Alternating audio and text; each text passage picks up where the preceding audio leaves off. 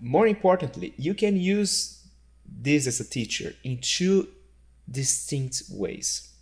You can use this in all-in-one teaching platform, which is the way I use. I've been using a prototype version of this system for many, many years with my students. They absolutely love it. I absolutely love it. It gives me so much more freedom. And I wanted to explain exactly how it would work, right? So if I use the all-in-one teaching platform, the student would receive a submission agreement that says they are going to be submitting a weekly video of their assigned work. So you tell the students, I want you to practice this specific scale. And the student's gonna go practice and record a video for you using the app. Okay, there's an option there for the students to send a video to you, the teacher. Then the teacher can either provide the feedback on the same day as the submission or by the following day, right? So you have a lot of flexibility as a teacher and as a student as well, right? Because you don't need to send the video at 2 o'clock in the afternoon. You can send it any time during the day, right? So the students has flexibility. You as the teacher also have a lot of flexibility as well. And you don't need to, if you have a medical appointment at 2 p.m., you can give the students a feedback at 5 p.m. or whatever time you works. If you're a late night person, you can provide the feedback at 2 a.m. in the morning, right? This will work for every schedule, right? Because you don't need to meet, right? Even though you don't need to meet, you have a personal relationship because you share about your day with the students shares about their days, about what they're doing, and you have a friendship type of relationship. It's just not in real time because real time is complicated. Real time is stressful for the teacher and for the students primarily. Why? Because the student gets that anxiety, oh, I gotta do this right now at 2 p.m. Oh, I'm not feeling very well, I didn't eat well, but I have my lesson scheduled right now, I can't move my lesson because I already told the teacher I would meet him at 2. So this way, the student has flexibility. They can send the video anytime during the day or nights, they choose. And you, the teacher, also choose to either respond on the same day, if they send early in the morning, if you want to, or on the following day, right? Mostly answer on the following day, right? The student would also receive the agreement that says no reminders for missed submissions. So if a student misses the assignment submission day, no reminders will be sent. However, there is an option here on the bottom that the students will receive automatic reminders on submission dates. If you select here, you're going to be an email that is going to be sent automatically to the student, reminding them at midnight, like at 12 a.m. of their time zone, that they have a video submission due on that specific date, right? Just to be extra safe. If you want to disable that, you can disable that as well, right? So, but the student will not receive a reminder for the missed submission. So if after that initial reminder, the student doesn't give you the video, doesn't send you the video, it's not going to receive another reminder.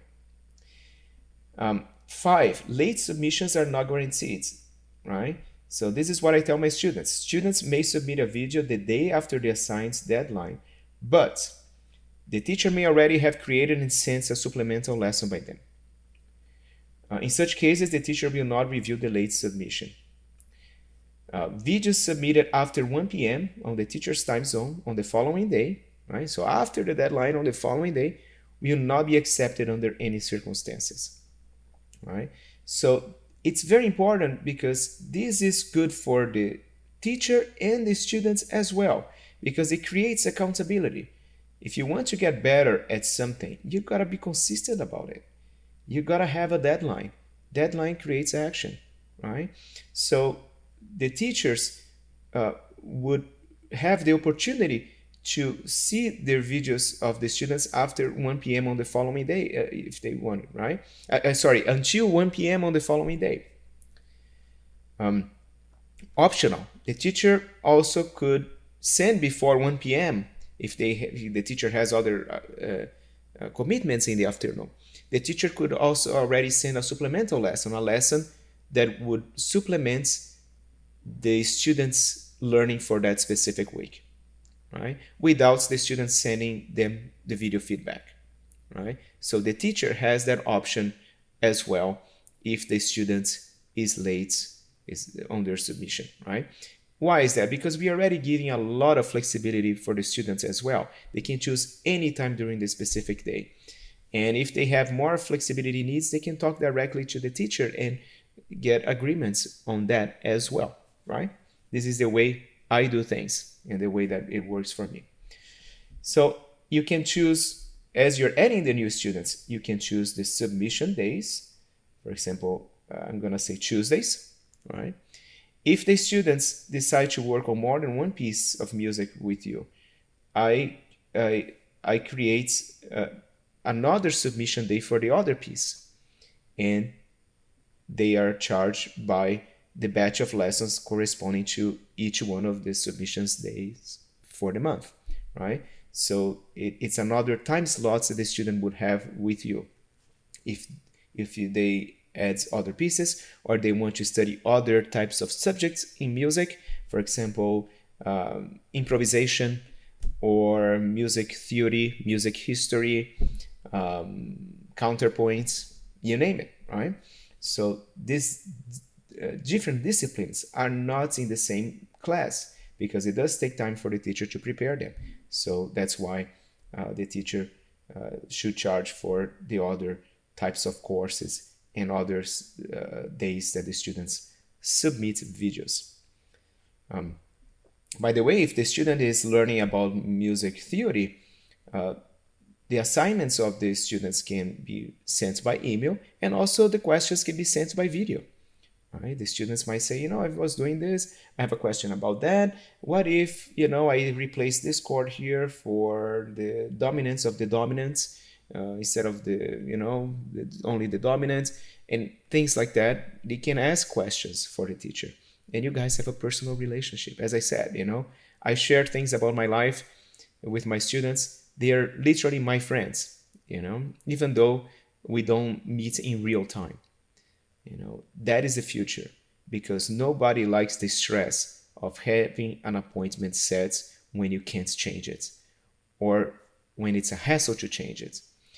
Also, in the lessons, when you meet in person or via Skype, there is lots and lots of wasted time on, let me think a little bit about this passage here. The teacher might say, let me think about what I would do in this fingering here, how I would finger this passage of music. That time, the student doesn't need to see. The student needs the instruction. So the teacher spends that time. And when the teacher spends the time, and when he's ready to give you the feedback that he thought for a long time, he will record the video feedback for you. And that's going to be to the point where the students can review and see it again and again, every time, every day. So nothing gets lost. In a Skype lesson, after you say goodbye, the students might not even remember what you guys talked in that was the most important thing of the lesson. With the feedback that you're going to provide by recording videos on specific passages, points in the PDF, in the piece, those yellow dots are going to be their goals, right? The things that they have to focus on for the next time. Anyways, we're going to get to that. So this is the all-in-one teaching platform that I'm talking about. This is one way of using this system. Besides that,